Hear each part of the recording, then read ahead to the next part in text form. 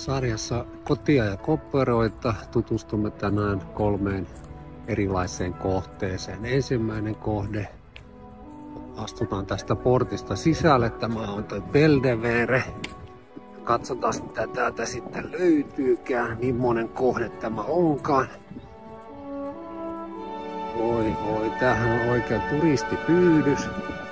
Täällä on hirveästi turisteja ja mitä sitten, millainen koti täältä nyt sitten tuleekaan. Ainakin edustalla on komea lintujen uima-allas ja taustalla sitten tuo koti jo häämöttääkin.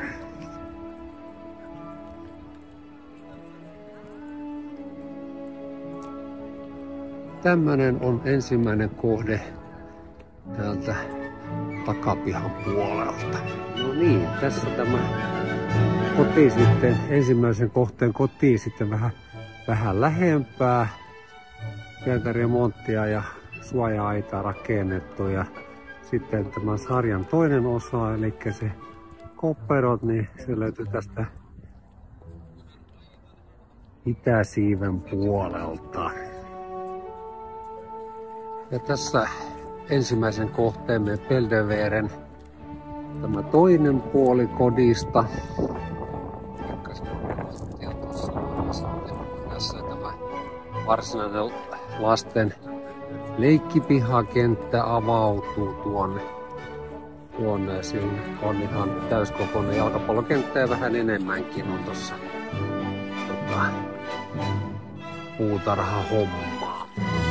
No niin, tässä vielä puutarhakentän toisesta tai keskikohdalta kotia kuvataan ja täällä sitten on tämmönen pieni lasten kahluallaskin löytyy tosta noin ja sitten myös naapurin lapsille löytyy kahluallasta ja sitten tuolla takana tuo pitkä punakattonen, niin sehän on sitä Koppero-osastoa nyt sitten, mutta kuuluu tähän samaan talon kokonaisuuteen. No niin, tässä on nyt sitten päivän kakkoskohteemme ja tässä tulemme jostain portista sisälle ja täältä nyt sitten aukeaa tämä varsinainen koti. Saadaan hölmät turistit tosta ekaksi pois edestäni. Täällä tämä koti aukeaa ja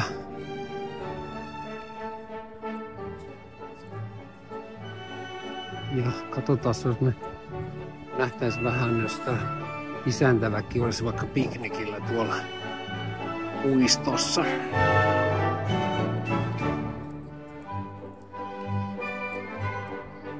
Tää on vähän varjaisempi kohde, eli tuo varsinainen koti jää nyt tuonne noitten puitten varjoon, mutta otamme tästä sitten toisen otonsa.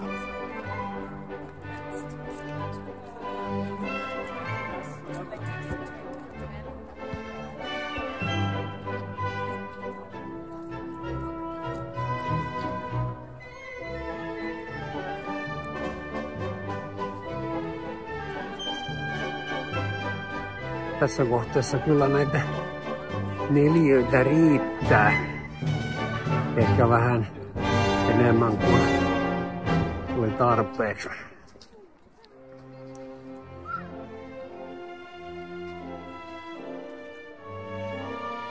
Ja kodillakin kyllä pituutta ei siinä mitään. Tässä kohteessa on myös tämmönen hevosmaneesi, jossa espanjalaiset kuumaveriset porit harjoittelevat. Taitaa olla päivälevolla nyt, kun ei näe.